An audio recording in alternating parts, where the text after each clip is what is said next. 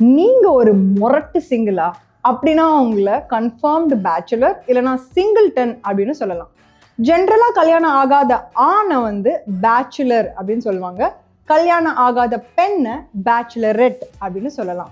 ஒருவேளை நீங்க 30 or 40 இயர்ஸ்க்கும் மேல இருக்கிற கல்யாணம் ஆகாத பெண் இன்னும் கோலம் போட்டுட்டு இருக்கீங்க அப்படின்னா ஸ்பின்ஸ்டர் அப்படின்னு சொல்லுவாங்க. உங்களுக்கும் இன்னொருத்தருக்கும் கல்யாணம் நிச்சயம் ஆகிறத என்கேஜ்ட் அப்படின்னு சொல்லலாம். நீங்க கல்யாணம் பண்ணிக்க போறவரை ஃபியான்சேனோ, கல்யாணம் பண்ணிக்க போறவங்களையும் ஃபியான்சேனோ சொல்லலாம். ஸ்பெல்லிங் மட்டும்தான் மாறும். அப்பாடா, ஒரு வழியா எனக்கு கல்யாணம் ஆயிடுச்சுன்னு சொல்றீங்களா? அப்போ நீங்க நியூலி வெட்ஸ். கல்யாணம்லாம் வேணாம், ஒன்னா ஒரே வீட்டில் ஜாலியா லிவ் இன் ரிலேஷன்ஷிப்ல இருக்கலாம் அப்படின்னு சொல்றீங்களா? தென் அதை கோஹாபிட்டிங் அப்படின்னு சொல்லலாம். கல்யாணம் ஆயிட்டு லீகலா பிரிஞ்சுட்டா அதை டிவோர்ஸ்ட் அப்படின்னு சொல்லலாம்.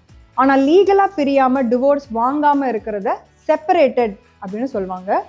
இதுவே உங்களுடைய ஸ்பவுஸ் ரொம்ப நாள் அவங்களோட இல்லை, ஆனால் அவங்க உயிரோட தான் இருக்காங்க, ப்ளஸ் நீங்கள் ஒரு சிங்கிள் பேரண்ட் அப்படின்னா கிராஸ் விடோ இல்லை கிராஸ் விடோவர் அப்படின்னு சொல்லலாம். கடைசியாக இது என்னன்னே புரியல, நாங்கள் யாருமே எங்களுக்கே தெரியல அப்படின்னு யோசிக்கிறீங்கன்னா இட்ஸ் காம்ப்ளிகேட்டட் அப்படின்னு சொல்லுங்கள். English House.